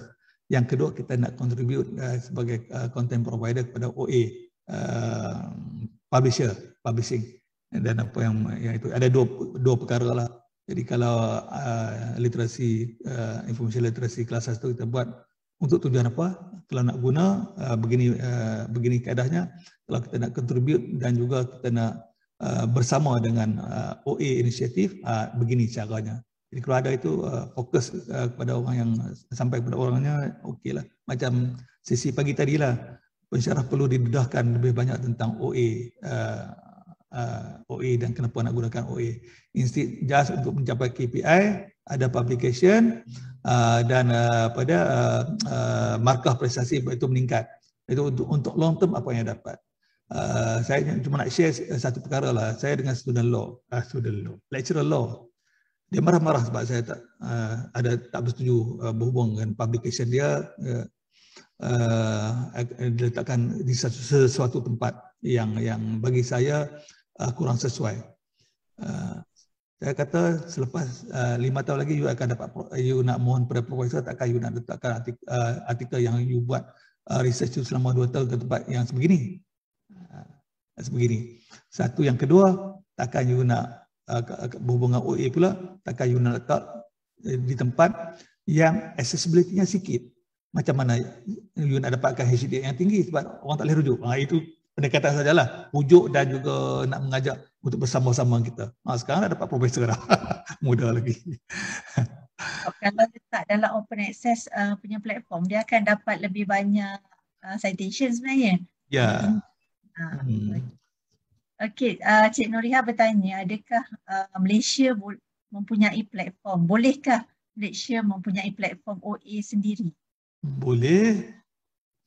Dalam yang slide yang saya tunjuk tadi tu, yang dicadangkan platform kita lah. MyPLOS ke atau itu yang kita rancangkan. Selain daripada kita terbitkan di tempat lain, kita terbitkan di tempat kita.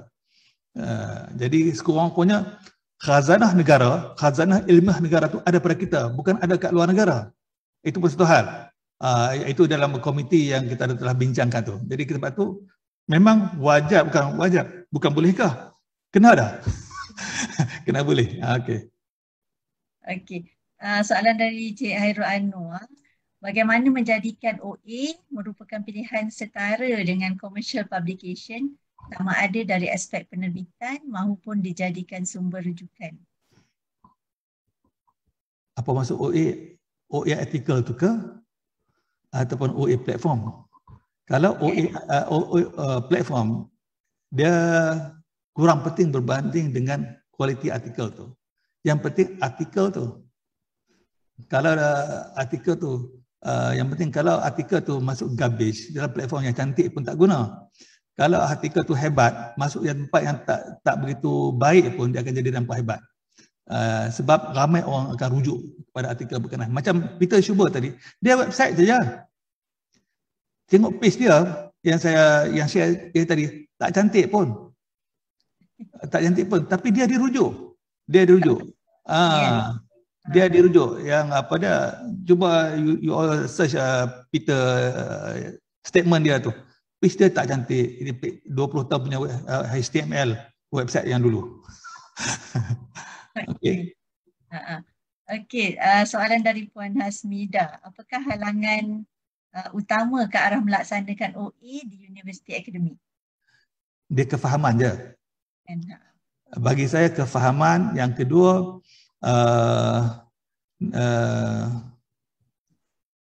satu kefahaman tentang OA. Yang kedua, indirectly sebenarnya kita mengajak komuniti akademik kita, warga higher education community untuk lebih telus terhadap hasil karya mereka. Jadi itu pun satu hal, sebab kadang-kadang hasil karya tu kita tak boleh share sebab tidak melepasi tahap penilaian ketelusan dan juga kebolehpercayaan kepada hasil karya, hasil jumpaan mereka. Kalau perkara-perkara ini dah selesai, etik dah selesai, sebenarnya tak ada masalah. Tak ada masalah kepada semua pihak. Jadi sebenarnya kita masih lagi proses. Contohnya sekarang ni lah, kenapa kita tak share laporan first year degree final report project? Indonesia share kan, sebab dalam tu mungkin ya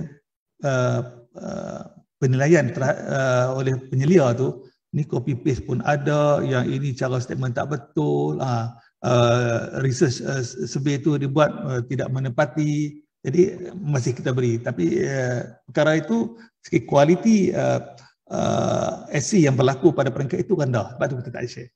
Begitu juga kalau katakan level yang lebih tinggi, kalau kualiti itu dah okey, reaction rate itu rendah. Yang penting kita kena bersama-sama lah, bersama-sama telus dan tulus terhadap hasil karya kita, ilmu yang kita nak share, kan? Ilmu yang kita nak share tu, itu bagi saya dia akan okey lah. Dia tak ada halangan sebenarnya. Dia tak ada halangan utama, tak ada halangan sebenarnya. Satu universiti itu bagilah fund untuk bayar APC, kan? Yang kedua, kalau tempat tu susah, sebab tu kita nak sediakan MyPlus tu masuk kat Malaysia, kan? Sepatutnya untuk kita non-profit, katakan dia host oleh kementerian umpamanya, non-profit, jadi dia tak perlu dah charge yang tinggi-tinggi. Kalau luar negara sampai $1,000 kat Malaysia RM100 sudahlah. Contoh kan, just cukup untuk maintain gaji untuk pekerja tu dah dibayar. Jadi tak perlu. Jadi saya rasa faktor tu juga memainkan peranan untuk untuk melaksanakan OA inisiatif. Yang kedua, bukan yang kedua lah. Poin yang seterusnya adalah kefahaman pengurusan universiti perkara itu. Kalau dijadikan sebagai strategik universiti untuk capai sesuatu untuk jangka masa panjang, pengurusan universiti dia kena sokong. Dia kena sokong untuk capai. Bagaimana kita nak melonjakkan kepakaran institusi kita dengan lebih cepat. Kita kena ada yang sebegitu, sama-sama okey. Cuma sekarang ni kalau ada institusi yang research output tu sikit, itu pun satu hal, research output tu sikit. Bila sikit, dia tu tak banyak, dan bila tak banyak nak masuk dalam OA pun persentage tu rendah lah. Rendah, itu je lah. Saya rasa itu juga macam kalau berkaitan dengan tadi kefahaman pihak universiti, mungkin itu jugalah sebenarnya sebab bila kita ke KPT pun, bila nak memahamkan juga orang di KPT apa yang kita nak buat, saya rasa itu jugalah yang menjadi halangan kenapa kita mungkin agak lambat lah geraknya, kan? Ya, kita tidak boleh mengajar orang yang atas kita, itu tak masalah, kita nak share. Jadi proses dia agak lambat sikit. Tapi dari segi sebenarnya memang macam tu. Pengalaman saya pernah nyatakan satu idea. Selepas tahun lebih baru bos kata itu idea kita kena buat begini. Sebab kita tak boleh mengajar bos kita. KPT bos lah. VC itu bos kita. Kita tak boleh mengajar, kita kena share. Kita bincang. Kita tak boleh bukan pendekatan mengajar lah. Dalam keadaan sekarang, memandangkan dekat akademi sains tu dah ada kesedaran dan faham, mungkin itu lebih mudah lah sebenarnya untuk kita penggiatkan apa yang kita nak buat. Jadi Ya, insyaAllah kalau boleh dibuat, mungkin lebih mudah untuk kita gerakkan. Setuju macam Datuk sebutlah, Datuk Datuk Mazlan, Dr. Mazlan pagi tadi tu, aspek politika tu sebenarnya kena memainkan peranan, walaupun saya tak begitu suka sebenarnya. Sebab bila dia top down tu lebih mudah. Masalahnya kita kalau bila top bertukar-tukar, susah jugalah keadaan kita. Kefahaman tu akan macam tadilah, dia akan bertukar-tukar kan. Ya. Jadi saya rasa dah pukul 4 suku, mungkin kita dah sampai ke penghujung. Mungkin Cik Saleh nak buat rumusan kepada pembentangan hari ini. Baik, terima kasih Puan Azah dan juga pihak Rustia dan juga serta semua rakan-rakan pustaka sekalian. Kerana sudi mendengar celoteh saya, perkongsian saya pada sesi petang ini, dan saya tak bagi semualah. Tak bagi semua, namun suara-suara tuan-tuan dan perempuan tadi amat bermakna kepada saya, yang menunjukkan bahawa kita bersama dalam sesi petang ini. Dan sesungguhnya apabila kita nak laksanakan sesuatu tu, kita kena bersabar. Tambah apatah lagi perkara yang sebegini adalah perkara besar dan melibatkan jangka masa yang panjang. Yang penting adalah kita buat, kita usaha semampu mungkin untuk memudahkan orang lain.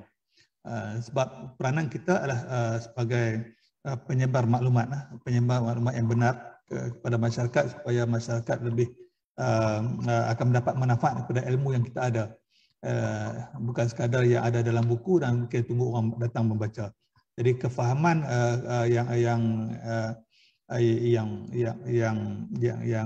terperinci tentang OA ni, kita boleh menyatakan, kita fahamkan kepada peserta yang ada sini, dan juga kita faham kepada rakan-rakan kita yang lain. Sebab movement ni dah bergerak seperti satu tahap yang lebih besar, yang akan melibatkan funder. Dan jawatankuasa OA kat Malaysia ni pun cadangannya untuk melibatkan funder. Kita nak supaya funder daripada MOHI dan juga MOSTI memberikan syarat yang sedemikian selari dengan inisiatif Plan S dan juga OAI inisiatif daripada kebangsaan. Jadi saya harap kita semua akan dapat manfaat daripada ilmu yang saya kongsikan. Jadi kalau ada apa-apa boleh berkongsi di sini. Terima kasih Puan Nur Azah, orang lama, walaupun pencen masih berada bersama-sama dengan kita. Saya akan pencen dalam 2 tahun ikut. Jadi saya pun nak tulis, bukan macam tulis wasiat lah. Wasiat semasa bertugas ni kepada rakan-rakan pustaka semualah. Nak share sebanyak mana ilmu yang ada kepada tuan-tuan dan perempuan semua. Sekian.